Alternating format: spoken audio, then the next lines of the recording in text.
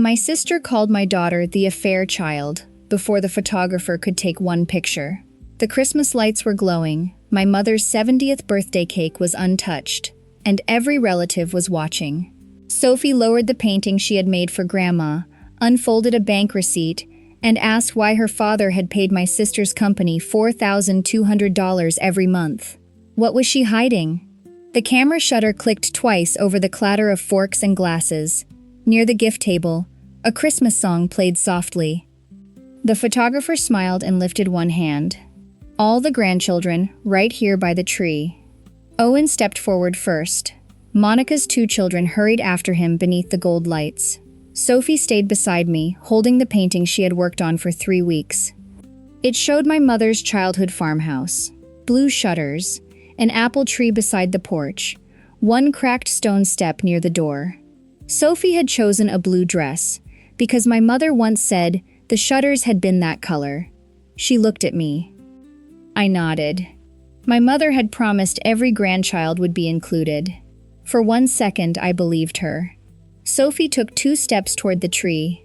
Monica moved into her path. She placed one hand against the frame and laughed. Not the affair child. We're not framing that mistake. The room did not become quiet all at once. A cousin near the fireplace stopped laughing. A glass struck a table too hard. The photographer lowered his camera, as if he needed time to understand. My mother said nothing. My father looked toward the cake table. That silence told me more than Monica's words. She had said it because she believed the room would allow it. Sophie did not cry. That almost broke me more. Her fingers tightened around the frame, then she lowered the painting and opened the back pocket of her art folder. She removed a bank receipt. Monica's face changed before Sophie spoke. My daughter unfolded the page carefully. Should I tell them why Dad paid your company $4,200 every month? Monica recovered quickly. She said Sophie had no idea what she was holding. Then she accused me of giving financial records to a child so I could stage revenge. I stepped forward and took the paper gently from Sophie's hands. Then I stood between my daughter and my sister. Sophie does not have to prove she is innocent to people who decided to blame a child. Mark stood beside the cake table. Until then, he had said nothing. Then he looked at Monica. What payment? Monica did not look at me. She looked at her husband. That was when I knew she was not only afraid of a family secret, she was afraid of what would happen when someone opened the company records. I held the receipt at my side. That receipt is 1 page, I said. You know what the other pages contain. I once believed an adult had to shout to hurt a child. I know better now. Sometimes the deepest harm comes from grown people who see everything and choose silence. Everyone there thought Sophie's question was the scandal. They were wrong. It was only the first page of a story that began 7 years earlier, when my phone number appeared under Monica's name in the school file of a child I did not know existed. 7 years earlier, my phone rang while I reviewed hospital staffing schedules. The woman asked for Monica Carter. I told her she had the wrong number. After a pause, she explained that she was calling from Westbrook Elementary. A student named Sophie Cross had suffered an asthma attack. She was stable, but an authorized adult needed to come. The child's father was listed as Brian Bennett. I told myself there had to be another Brian Bennett. Maybe someone had entered the wrong number. But the mistake felt too specific. I drove to the school. Through the office window, I saw a girl sitting beside the nurse. She held a purple backpack against her chest and breathed through a spacer attached to an inhaler. Her fingers tapped the strap in a nervous rhythm. Owen did the same thing before doctor visits. I was still calling it coincidence when Brian rushed through the entrance. He stopped when he saw me. He did not ask why I was there. He asked, "How much do you know?" Before I could answer, a woman in navy scrubs hurried into the office. She showed her identification, signed the release form, and wrapped her arms around Sophie. That was Rachel. When Brian stepped closer, Sophie looked up. "Dad." One word ended 11 years of trust. I asked how old she was. Rachel looked at Brian before answering. 5. 5 years did not leave room for one bad night. 5 years meant birthdays, doctor visits, school forms, rent checks, and hundreds of repeated choices. I moved Brian down the hallway. Whatever he had done, Sophie did not need to hear adults discuss whether her existence had ruined a marriage. Brian said Rachel had believed we were separating. Later, he said, everything became complicated. 5 years was not complicated. It was organized. He explained the form he had completed it on our family laptop. The browser filled in my phone number automatically. He changed the contact name to Monica but forgot to replace the number. One careless box exposed a life 3 adults had worked to hide. Behind us, Sophie asked, "Dad, did I do something bad?" That question followed me home. Monica called before I reached my driveway. She sounded shocked.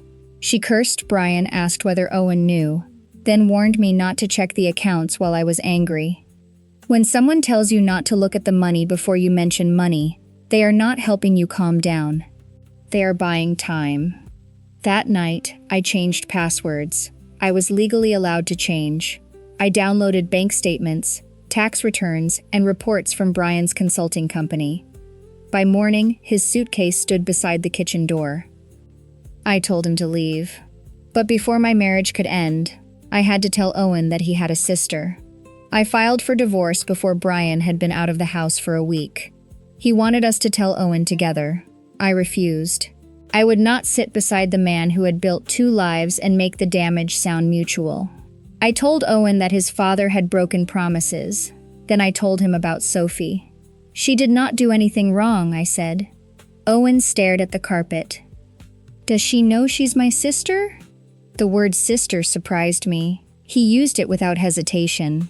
Brian had introduced them at a park, calling Sophie a co-worker's daughter. Owen remembered that she liked drawing animals and feared the tallest slide. I allowed them to meet under clear rules. No secret visits. No discussion of the affair in front of either child. Brian would not use their time together to perform fatherhood. The first time Sophie came over, she sat at the kitchen table with her backpack still on both shoulders. Owen spread paper and markers between them. "Do I have to give these back?" she asked. "They live here," he said. Sophie looked at me before touching one. "You can use anything on the table," I told her. She poured half a glass of water. When she finished, she washed it and placed it beside the sink. She apologized when a marker rolled onto the floor. She apologized for not liking the sandwich. She even apologized before asking where the bathroom was. Looking at Sophie still hurt. She reminded me of what Brian had done. But I began to hate something more. I hated watching a child study every adult face before deciding whether she could relax. Children are not born believing they are a burden. They learn it from lowered voices, long pauses, and the way grown people sigh when they enter a room. Brian began canceling visits with Sophie while still appearing at Owen's games. Once, he missed Sophie's birthday because he took Owen to a baseball tournament. "You had a tournament," Sophie told him. "He should go to your things." Owen apologized, though the choice was not his. I told him that. Then I told Sophie she did not have to comfort the child who had been chosen while she was left behind. Later, she asked whether Owen would hate her when he understood the divorce. "You did not make your father lie," I said. "You did not break our family."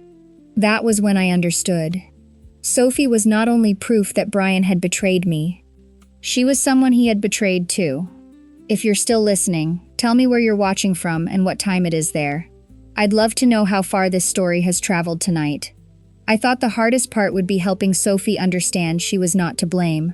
Then her mother called and asked me to consider something I never imagined I could accept. Rachel asked to meet without the children. We chose a coffee shop near the hospital.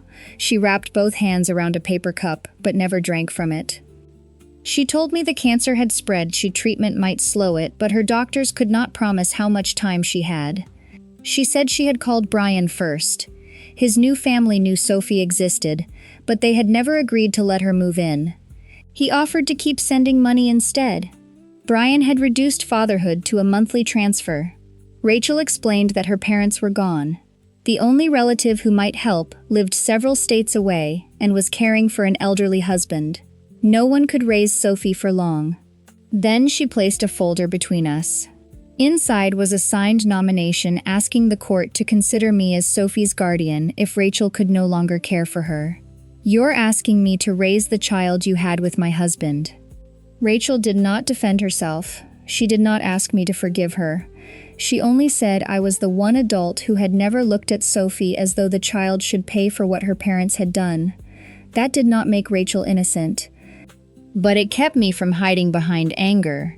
I told her I would not promise anything before speaking with the children. Owen surprised me. He asked whether Sophie would lose her mother. Then he asked if the guest room could become her room. That evening, I sat with Sophie at the kitchen table. Her questions were practical. Could Rachel be her mother? Yes. Could she keep every photograph and letter? Yes. Would I take her to the hospital whenever the doctors allowed it? Yes. Then I asked who she trusted, besides Rachel. Sophie twisted the cuff of her sleeve. "You and Owen are the only people I trust." I did not hear praise. I heard responsibility. The guardianship attorney explained that Rachel's nomination mattered, but Brian was Sophie's legal father. His position had to be addressed in court. Brian agreed to meet at the attorney's office. He said living with me would be less traumatic because Sophie knew my home. He made my compassion sound like a convenient answer to his cowardice. Then he signed the consent. He did not ask about visits, counseling, or how Sophie felt. Building the lie had taken him 5 years. Giving up his daughter took a few seconds. I once believed forgiveness was required before a person could do the right thing. Rachel taught me otherwise. I did not have to call her choices innocent to protect her child. A week later, she brought a plastic storage box to my house.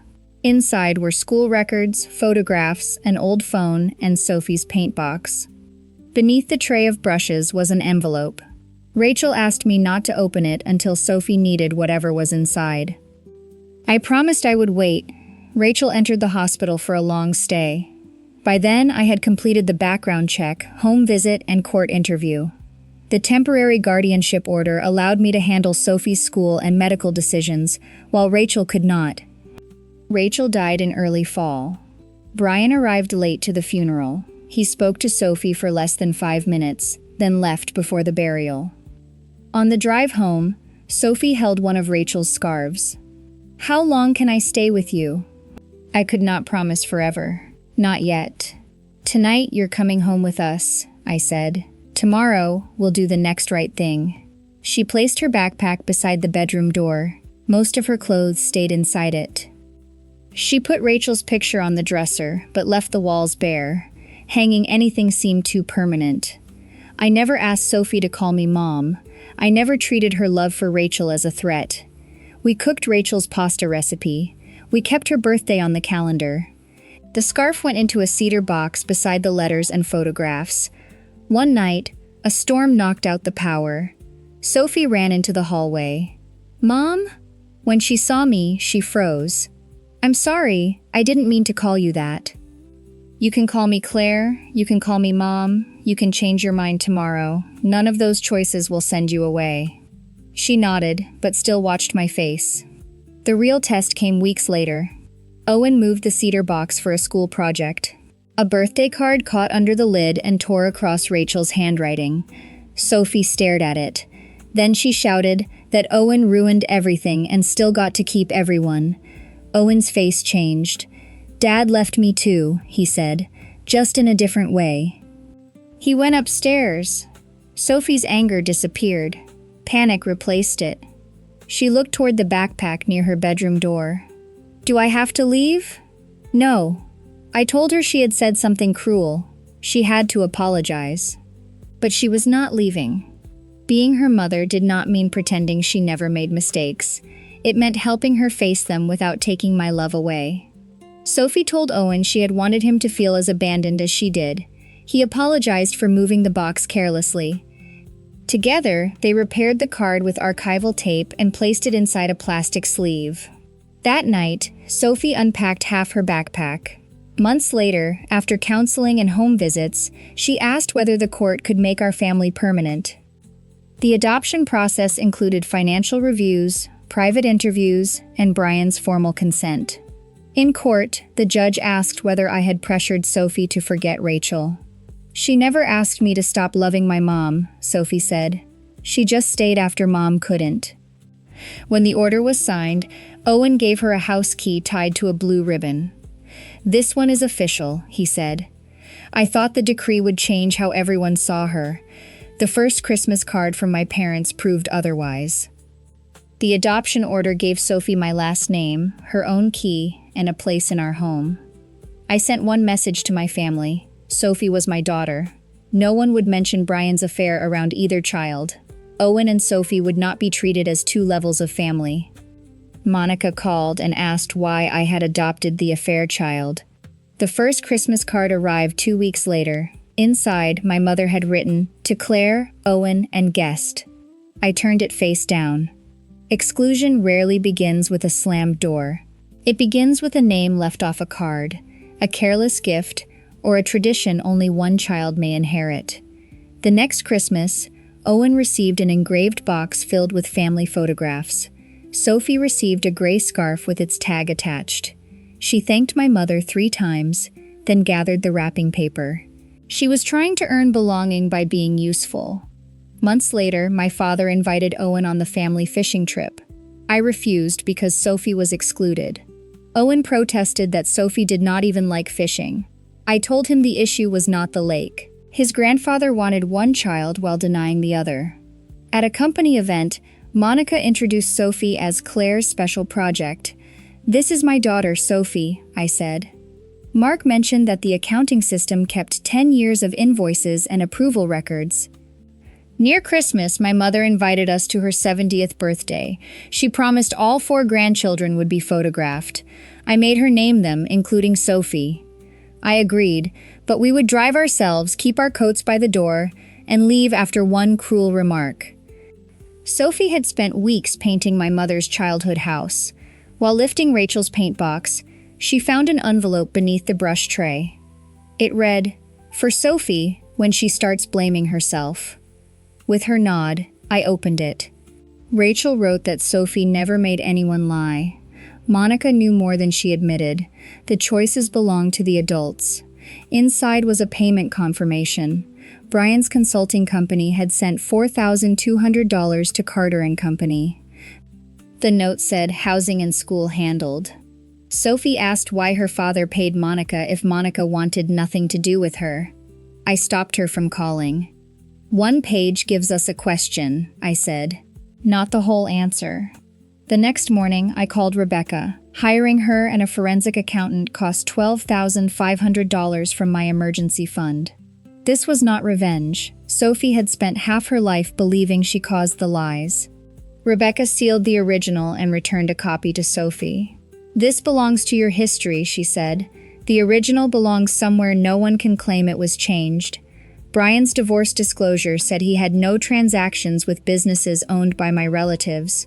Carter & Company was listed as an independent vendor. The accountant found the same payment month after month. The payment stopped when I discovered Sophie. Rebecca placed the records together. "A receipt proves a payment," she said. "A pattern may prove a lie. A receipt proves a payment. A pattern may prove a lie." The forensic accountant placed the transfers on a timeline. $4,200 each month. The payments began when Rachel moved into the apartment. They stopped the month I learned Sophie existed. Rebecca warned me that timing alone did not prove how much Monica kept. So I sent one message. What services did Carter & Company provide Brian's consulting company between 2015 and 2019? Monica called almost at once. She never asked which invoices I meant. She said she had only helped Brian make sure Rachel could pay rent and keep Sophie in school. "So you knew where the money was going?" There was a pause. Then she claimed she had protected me from a truth that would have destroyed my marriage. When I asked for the service agreements, she refused. She accused me of digging up the past.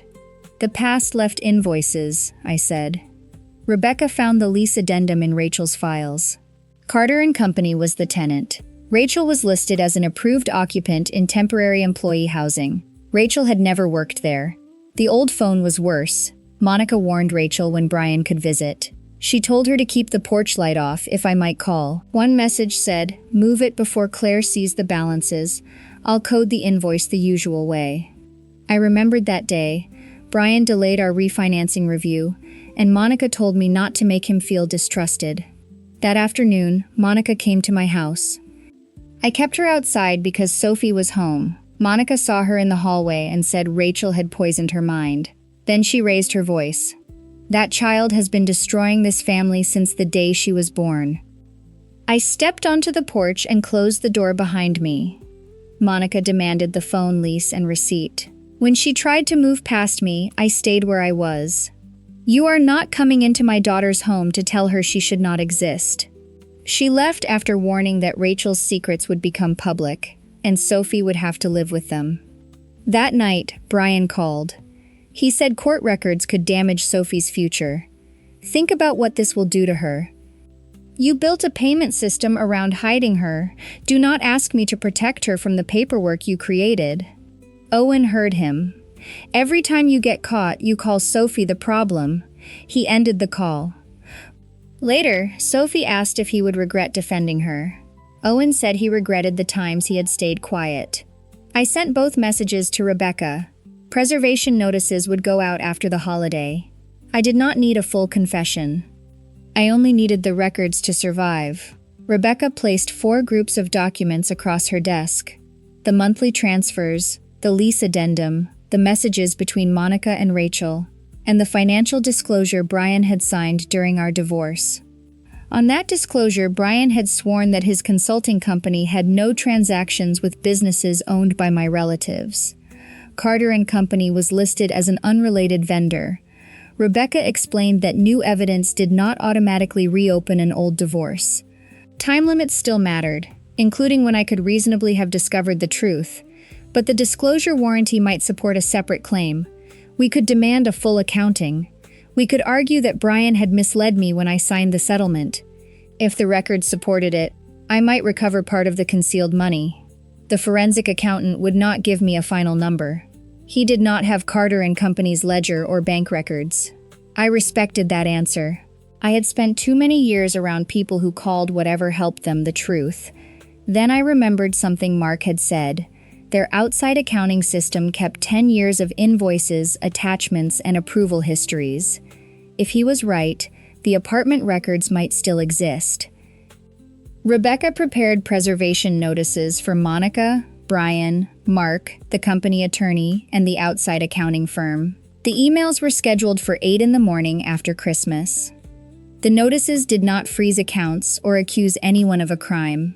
They warned that old records could not be deleted or changed once litigation was expected. Good evidence does not shout. It waits in a file until someone places the right 2 dates beside each other. I considered canceling my mother's birthday dinner. Rebecca told me not to attend as a trap. She also said I did not need to stay home because Monica would be there. My mother had named all 4 grandchildren. She had promised Sophie would be included in the picture. I decided to give her one final chance. We would drive ourselves. I would not drink. Our coats would stay near the entrance. If either child touched 2 fingers to a wrist, we would leave. I told Sophie she did not need the receipt. She said she was not taking it to embarrass Monica. She wanted Rachel's note close by, so she would not start believing what Monica said about her. I let her place the copy inside the art folder. "If anything happens, you look at me," I said. "I handle the adults." Owen said he would not accept Grandpa's watch if it separated him from Sophie. That morning, Sophie signed the painting. I looked at the envelope in her folder and thought we were carrying 2 versions of family history into the same room. At the door, she stopped. "What if they still don't want me in the picture?" "Then we learn the truth about them," I said, "not about you." The event hall glowed with warm lights, pine garlands, and a gold number 70 behind the cake table. Monica knew how to make a room beautiful enough that people forgot how she treated anyone inside it. My mother hugged Owen. Sophie received a careful smile. Then she saw the painting. Blue shutters, an apple tree, one cracked stone step. Her expression softened as Sophie explained that she had used old photographs and family stories. Monica called it an item and reached for the frame. I kept it beside us. My father showed Owen the family watch and said he could pass it to his son. Owen looked towards Sophie. "Does she get anything from the family?" "My father said it passed through the men." Owen closed the box. "Then I don't want it." Later, Monica introduced Sophie as my special project. "She is my daughter," I said. My mother whispered that I should not create tension. Her promise to protect Sophie had become a request for silence. After dinner, the photographer called the grandchildren to the tree. Owen stepped forward. Monica's children followed. Sophie held the painting and looked at me. I nodded. Monica blocked her. "Not the affair, child. We're not framing that mistake."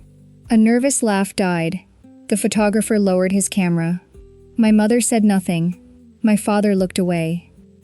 Sophie lowered the painting and opened her folder.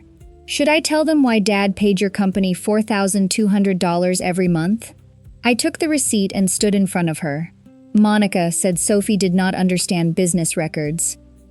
Mark looked at his wife. "What payment?" I asked why Carter and Company had signed Rachel's lease. "Our company signed that lease?" Mark asked. Monica called it temporary housing connected to Brian's account. Mark asked what kind of event work required an apartment for someone who never worked there. Monica said Brian needed privacy to see Sophie without destroying my family. "And your company charged him every month to keep it private?" Each answer exposed more. My mother asked me not to do this on her birthday.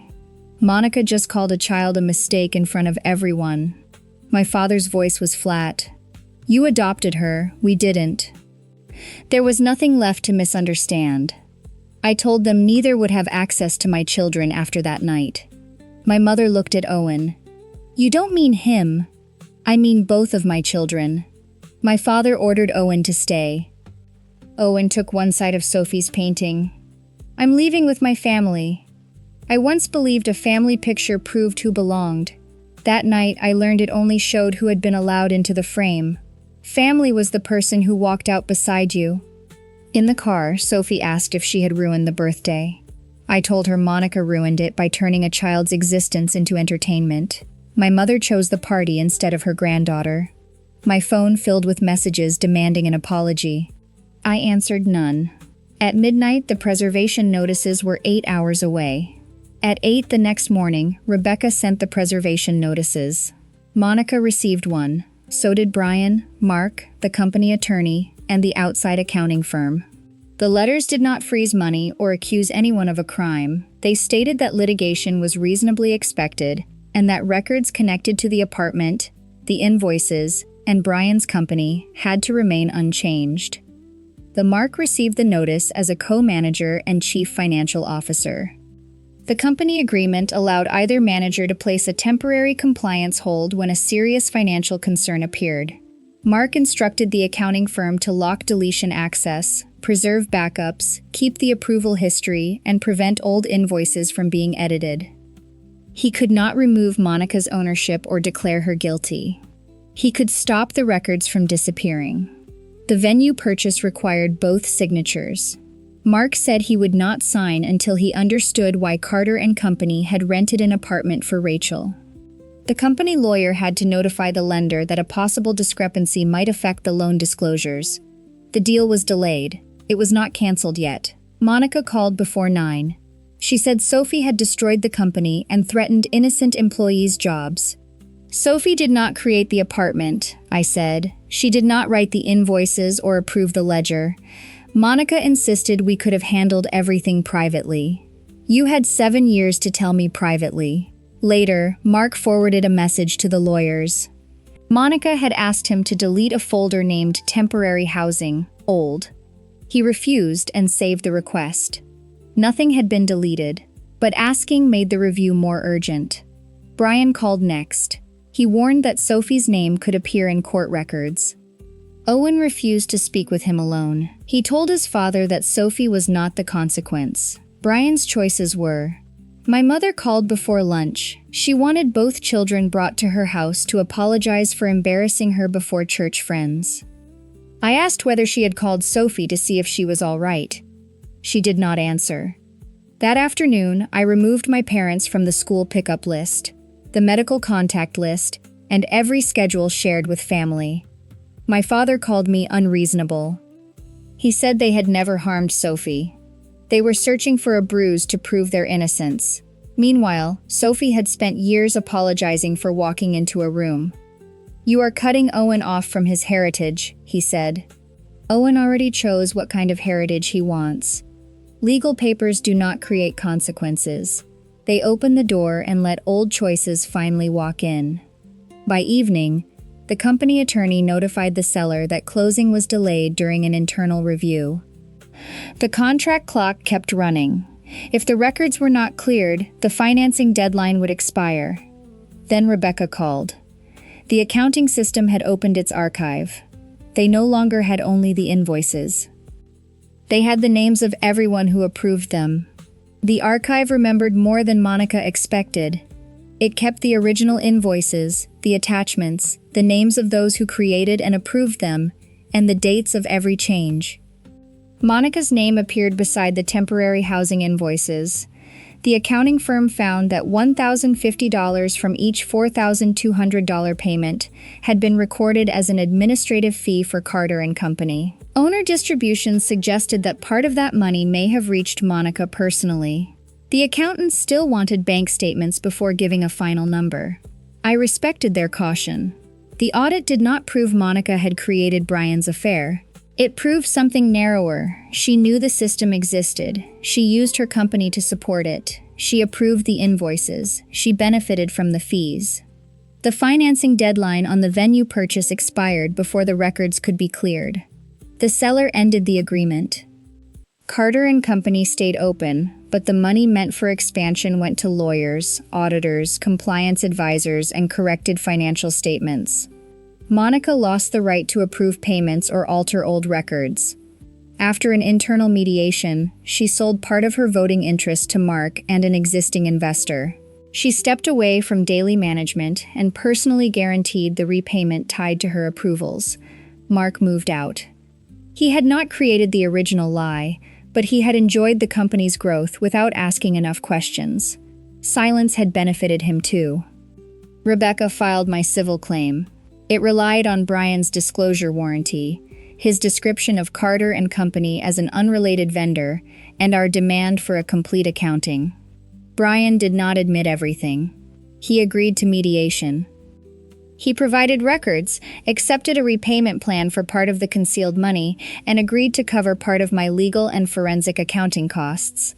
It was not perfect justice. There were no handcuffs. No cameras waited outside Monica's office. No judge gave a speech. Real consequences were quieter. A person lost the right to sign checks. A business deal collapsed. Money had to be returned month after month. I did not need Monica to lose everything. I needed Sophie to stop carrying consequences that belonged to Monica and Brian. After the mediation, Brian mailed Sophie a letter. I did not open it. I placed it on the kitchen table and asked what she wanted to do.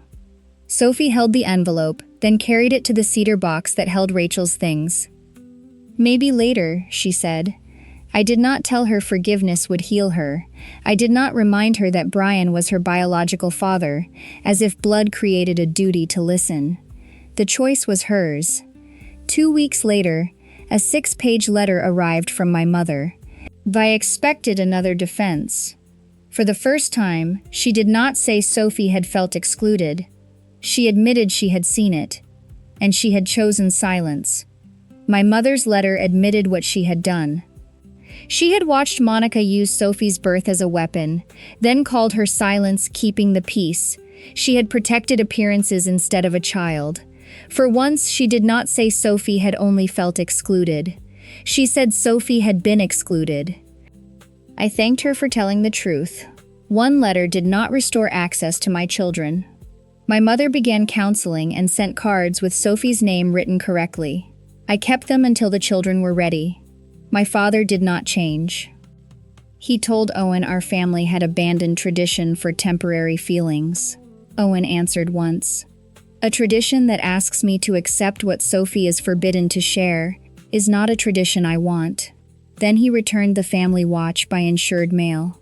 Sophie watched him seal the box. What if he never gives it back? That's the point. Did I make you lose Grandma and Grandpa? You didn't make them do anything, Owen said. They chose the conditions. Mom stopped making us live under them. Sophie did not apologize. That mattered. The painting of my mother's childhood house was still wrapped in cloth. I asked if she wanted to send it. She shook her head. I painted it because I wanted her to know I listened. She never listened to me. We hung it in Sophie's room. She added one upstairs window, glowing yellow. She said it was the room where someone kept a light on when you came home late. The painting no longer asked for a place in my mother's history. It belonged to Sophie's home. I told her loving Rachel had never made her harder to love. I had not forgiven everything Rachel did. None of it belonged to Sophie. Weeks passed quietly. Brian made his first payment. Carter and Company continued under new controls. Life did not become perfect. It became ordinary. One Thursday, Sophie came home, dropped her backpack in the hallway, kicked off her shoes, and opened the refrigerator. Mom, did Owen eat my cake? Owen called that it had been there for 3 days. Sophie insisted the note had her name on it. I told her to put away her shoes before asking me to sign a school form. She sighed. I'm doing it, Mom. She did not study my face. She did not apologize. I once thought adoption made Sophie my daughter. The court made it legal. She believed it when she could leave her shoes misplaced, argue over cake, and trust that love would remain. Sophie was born from adult betrayal, but she was never a mistake. Blood explains connections. Actions reveal family. Family is the people who walk out beside you when staying would cost your dignity. How satisfied are you with my decision? Rate this story from 1 to 10 and tell me if you would have chosen differently. Sophie did not find a family when they allowed her into a photograph. She found one when she stopped asking permission to come home.